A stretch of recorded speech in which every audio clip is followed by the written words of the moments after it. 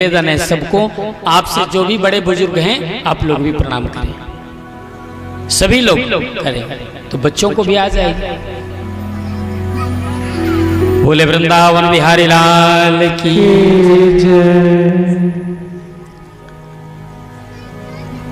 तो ये सुखदेव जी जैसे आए, बड़े बुजुर्ग सभी उठ करके खड़े हो गए, स्वागत किया।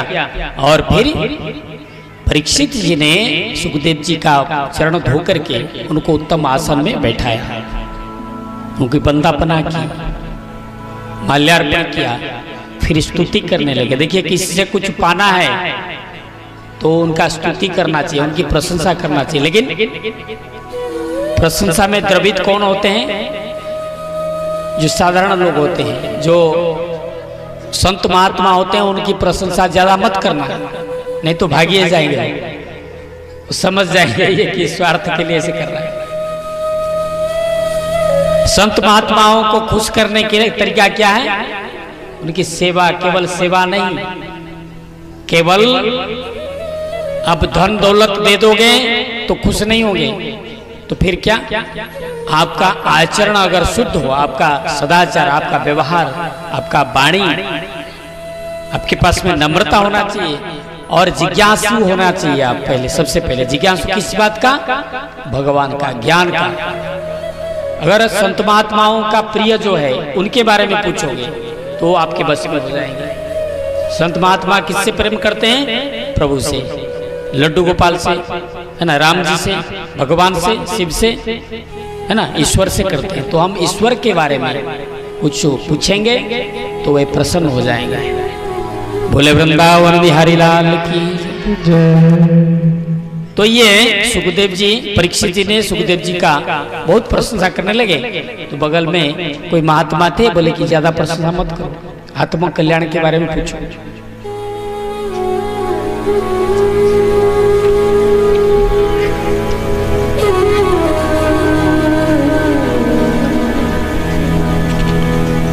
तो परीक्षित जी ने प्रश्न किया श्री सुखदेव जी को, अतः पृच्छामि संसिद्धिं, अतः पृच्छामि संसिद्धिं योगिनां परमं गुरु पुरुषस्य यत् कार्यं म्रियमाणस्य सर्वथा। म्रियमाणस्य सर्वथा, मरने वाले को क्या करना चाहिए? तुरंत मरने वाले को क्या करना चाहिए? यानी कि ऐसे तो देखा जाए सभी मरेंगे ही, सबको मरना ही है, लेकिन मरने से पहले हमें क्या जानना चाहिए? परमावश्यक है, ये आत्मा का कल्याण कैसे होगा, ये हमारा परम कर्तव्य है, माने परम लक्ष्य होना चाहिए हर एक जीव का कि आत्मा कल्याण कैसे हो।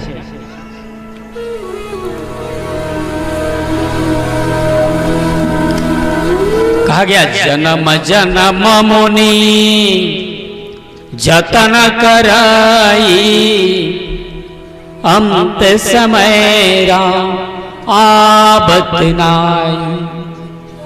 जन्म जन्मांतर तक व्यक्ति, ऋषि मुनि, संत महात्मा प्रयास करते हैं भगवान का नाम हमारे मुख से आते रहे, लेकिन कल सुना रहे थे ना, जूता से इतना प्रेम था उस व्यक्ति को, उसे कहा गया राम राम कहो तो क्या कहता था? जूता जूता जूता जूता। ना फिर से बोला राम राम कहो, ना जूता जूता जूता। जिस चीज को रट के रखेंगे मुंह में वही अपने आप निकलेगा मुख से। अगर भगवान का नाम पहले से अभ्यास करेंगे तो मृत्यु के समय में भी भगवान का नाम मुख में आएगा।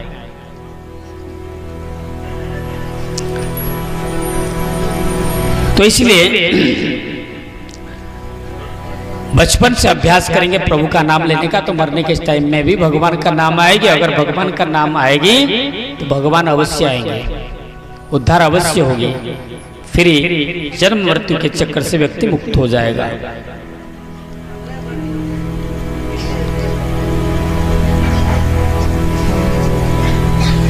तो श्री सुखदेव जी ने कहा कि परीक्षित ने प्रश्न किया मरणासन व्यक्ति को क्या करना चाहिए, तो श्री सुखदेव जी ने कहा कि आपने जो प्रश्न किया लोक कल्याण के लिए किया, इसलिए मैं आपके ऊपर बड़ा प्रसन्न हूं।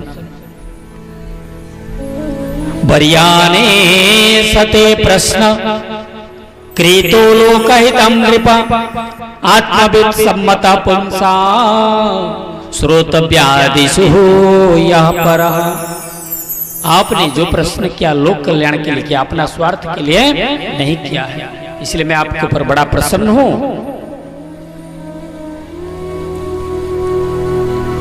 इसलिए आपने जो भी प्रश्न किया अच्छा किया, लोक कल्याण के लिए। मन को जीतने का ये परीक्षित जी प्रश्न करते हैं, ठीक है। आत्म कल्याण के लिए सबसे पहले तो मन को जितना पड़ता है योग मार्ग में जाने के लिए, तो मन को जितने का क्या उपाय है?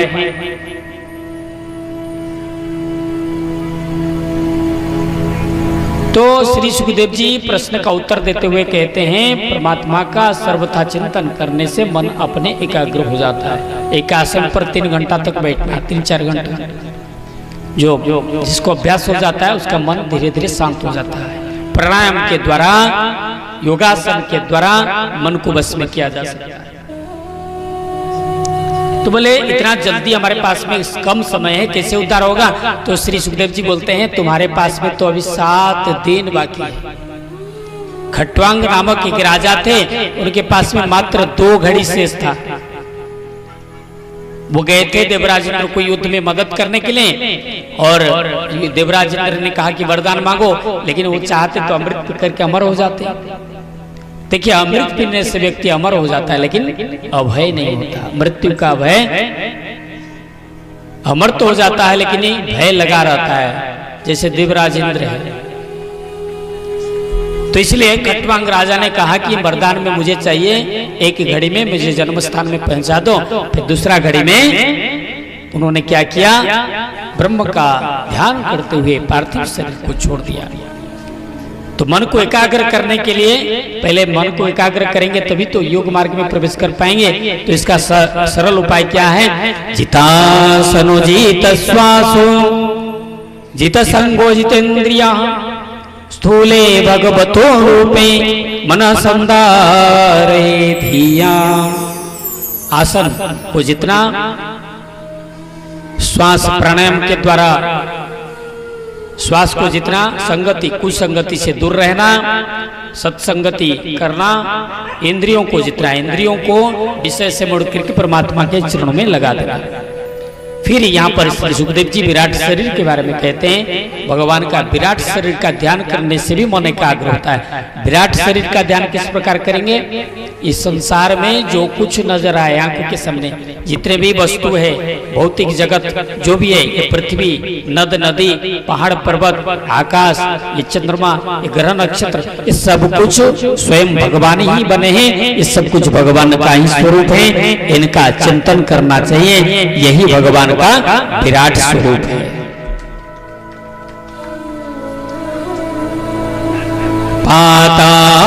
पातालमेतस्य हि पादमूलम पठन्ति पार्ष्णि प्रपत्ति रसातलम।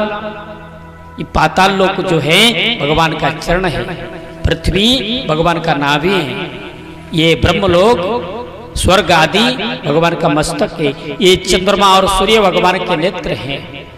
कहा गया सहस्त्र शीर्षा सहस्त्र बाहु। ये जो जितने भी प्राणी जगत में हैं, जितने भी लोग हैं, सबका हाथ भगवान का हाथ है।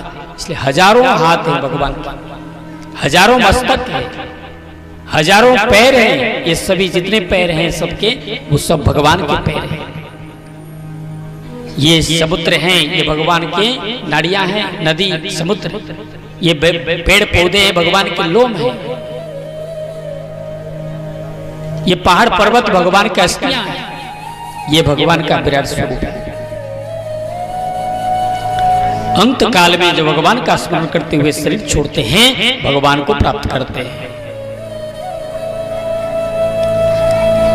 जो भी जब भी हम जो बोलते हैं तो भगवान, देखिए जब हम झाड़ू लगाते हैं सुबह, माता लोग लिपाई करते हैं तो उस समय हाथ लिपता है, मुंह तो नहीं लिपता। मुख में भगवान का नाम ले सकते हैं। झाड़ू लगाने के टाइम में हाथ झाड़ू लगाता, मुंह थोड़ी लगाता है। मुख में भगवान का नाम ले सकते हैं। जब बर्तन मांजते हैं, बर्तन साफ करते हैं, तो उस समय भगवान का नाम लिख सकते हैं मुख में। बर्तन भी मल रहा है, हाथ काम भी चल रहा है और नाम भी चल रहा है। सीताराम सीताराम सीताराम कहिए, चाहे वेद रखे राम ताहि वेद रहिए।